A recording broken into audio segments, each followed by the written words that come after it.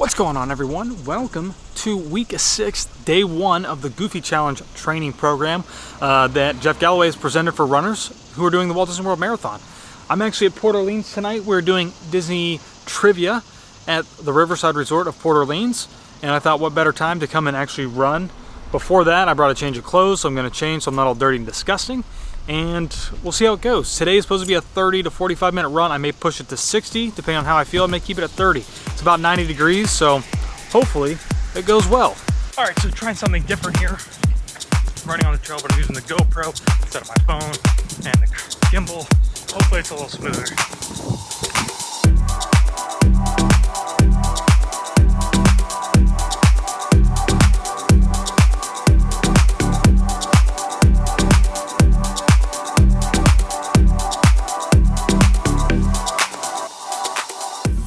Excuse the bad audio.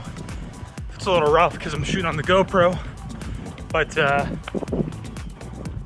got about like 30 minutes in so far. The sun's starting to drop below the horizon, so the temperature is starting to go up a little bit, which is nice, but still a little rough. I'm only at roughly 3 miles, I think. My one workout cut on me, so I had to restart it.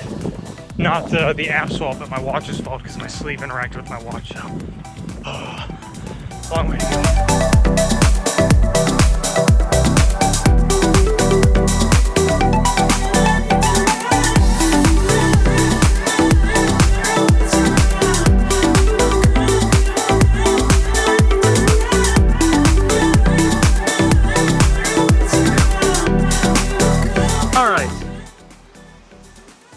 I would say that was somewhat successful, other than my watch closing out the first run. Yeah, not too bad. So collectively, I did about 4.5 miles today. Run time was roughly 45 minutes. Not too bad. I'll take it. It was super hot out. The sun's dropped down, and it's not too bad now, but I've got to change and get dried off and get inside. Tonight is trivia. I think we're gonna vlog for that, maybe not. I will see you guys on Thursday. All right, guys, so welcome to Saturday, or actually today is actually Sunday. So I gotta be upfront and honest with you guys. Today was supposed to be a 7-mile run. This is week 6, and I did not go 7 miles. I only went about 4.25. It was on the treadmill. And to be honest with you guys, I just did not make time to do the runs this weekend. Yesterday I went golfing by myself, and then today I went golfing with Nate in the morning, and I just really didn't feel like getting up in the morning to go and do the run beforehand. I didn't want to be all worn out to play golf, basically. But I was going to run afterwards around Saratoga Springs, but by that time it was 10:30, and it was already probably close to like 90 degrees, so it's pretty hot. And instead I went over to SeaWorld and checked out some of the construction that's going on, and so that'll be a vlog that's coming out probably on Tuesday. With that being said, also, I don't know if I'm going to do this every week. I think I might do this on the distance weeks, meaning that every other week is just a 3-mile run. So next weekend for Saturday will just be 3 miles, at least for right now.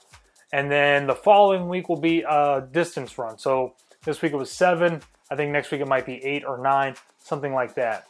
Today I thought we would talk a little bit about some of the gear that you guys should be using when you're running. All right, so here's the thing with gear. It's really based on a personal thing. Whatever whatever works for me, that might not be really great for you. It all depends on what you want to do and kind of what works best for you when you're out there doing your run. Number one, most important to me, are good running sneakers. So for me, I used to run with a pair of Nike Pegasus. So right now I have a pair of Hokas. They're Hoka 1s. I bought them last year after the Disney Marathon because I really wanted to commit to having a good pair of running sneakers and to have more of a reason to really try and be a little bit more like professional about running, which is by no means makes me professional at all, just because I have an actual branded pair of running sneakers. So they're really not that much more expensive than like your normal pair of Adidas or Nikes. They're going to be probably around 150 bucks. And you can pick them up anywhere. You can order them online, Amazon, eBay, whatever you think, whatever works best for you. I actually picked them up at the RunDisney store, I actually picked them up at the running store in Disney Springs. Number 2, I would highly recommend that you have some type of fitness tracker. So I have my Apple Watch. I hate it. I've said that multiple times. It's a piece of junk. I mean, it serves its purpose for the most part, but usually when I wear long sleeves, when I begin to sweat, and the sweat drips all the way down to the end of the sleeve, it interacts with the screen, and so it'll either cancel my run, or even when I'm just out working, it'll activate a fitness thing through the Apple Watch, or it does all kinds of crazy things, and I hate it. I can't stand it. I don't have any way of turning it off so that I have to manually hit the side button. I just can't do anything with it. So what I would recommend for you guys is that if you have the money to go out and get a watch or some type of running watch, Garmin is a really great brand. They have several different series that you can buy, and I think that's what I'm going to try to go with next. Hopefully before the marathon, and hopefully sometime soon. All kind of really depends on what's going on. All right, number 3 is some type of running belt, right? So what we use typically is called a flip belt. I really like it. It has several pouches along it. It's very low profile, it doesn't stick out. iPhone fits in there without a case on. If you have a case on it, you're probably gonna have to take the case off to slide it in there if you have anything like a 7 Plus, 6 Plus, 7 Plus, 8 Plus, any of those plus size screens, any of those plus size phones, Samsung, it's probably not gonna fit in there with a case, so you're gonna have to take the case out, so keep that in mind. But I like it. I can stick several little goo pouches in there. It works for me. It's low profile. It sticks basically around my waist and usually underneath my shirt. It has like a little clip on it so you can clip your keys to it and slide it in the pouch if you need to as well. Only disadvantage is that you can't carry any water with you or any type of drink. Once you start getting into those longer runs, I would highly suggest that you have a belt that comes with some type of water bottle or that can hold a water bottle, because it's pretty important to have that. You know, once you start getting out there, pushing past 6, 7, 8 miles, you're really going to want to be hydrating midway through your run. You know, if you don't, especially here in the Florida heat, it can get pretty dangerous out there if you're not staying hydrated enough.